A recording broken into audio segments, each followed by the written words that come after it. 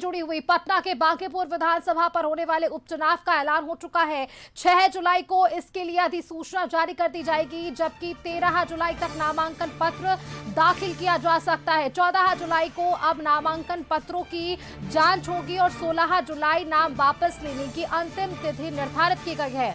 30 जुलाई को मतदान होगा, 3 अगस्त को रिजल्ट सामने आ जाएगा। तो ये तमाम तारीखें जो है वो स्पष्ट हो चुकी है। हमारे साथ ब्यूरो हेड संजय लगातार फोन लाइन पर जुड़े हुए हैं। संजय जी, देखिए अब तो तारीखें सामने आ चुकी है। अब तो भीतर खाने ये भी चर्चा चल रही होगी कि आखिरकार जो विधानसभा क्षेत्र जहां उपचुनाव होने हैं, जो बीजेपी का गढ़ माना जाता है, वहां से आखिरकार अगला बीजेपी की तरफ से चेहरा कौन होगा और उनके सामने प्रतिद्वंदी कौन कौन से सामने आने वाले हैं? बिल्कुल सुष्मिता, बांकीपुर विधानसभा सीट पर उपचुनाव की घोषणा आज कर दी गई है। यह सीट बीजेपी के राष्ट्रीय अध्यक्ष नितिन नवीन के विधायक पद से इस्तीफा देने के बाद खाली हुई थी।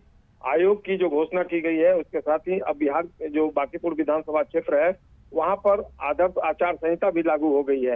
निर्वाचन आयोग द्वारा जो जारी कार्यक्रम है उसके अनुसार उपचुनाव की अधिसूचना 6 जुलाई 2026 को जारी होगी। 3 जुलाई तक नामांकन किया जा सकेगा। 14 जुलाई को नामांकन पत्रों की जांच होगी, जबकि 16 जुलाई नाम वापस लेने की आखिरी तारीख होगी। बांकीपुर विधानसभा क्षेत्र में 30 जुलाई को मतदान होगा और 3 अगस्त को काउंटिंग होगी। पूरी चुनाव प्रक्रिया 4 अगस्त तक चलेगी, यानी 4 अगस्त को पूरी प्रक्रिया संपन्न करा ली जाएगी। आयोग ने यह स्पष्ट कर दिया गया कि मतदान केंद्रों पर ईवीएम और वीवीपैट के माध्यम से चुनाव जो है वो कराया जाएगा। मतदाता पहचान पत्र यानी ईपिक या आयोग द्वारा अन्य पहचान पत्र जो मान्यता जिसे दी गई है उसका प्रयोग किया जा सकेगा। नितिन नवीन की जगह अब देखना होगा बीजेपी किसे अपना उम्मीदवार बनाती है, लेकिन दिलचस्प मुकाबला होता हुआ दिख रहा है यहाँ पर, चूंकि आरजेडी की तरफ से रेखा गुप्ता और सबसे बड़ी बात प्रशांत किशोर ने भी यहाँ पर अपनी दिलचस्पी दिखाई और बाकायदा उन्होंने अपनी कैंपेनिंग भी शुरू कर दी है।